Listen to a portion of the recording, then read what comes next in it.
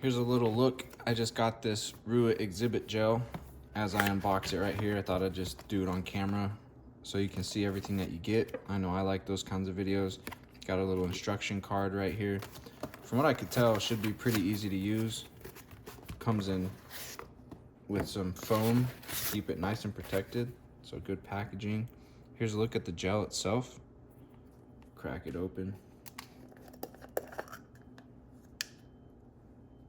And there's a look at it. Doesn't look like much on camera, but there it is, and you can just grab little pieces of it, just like that.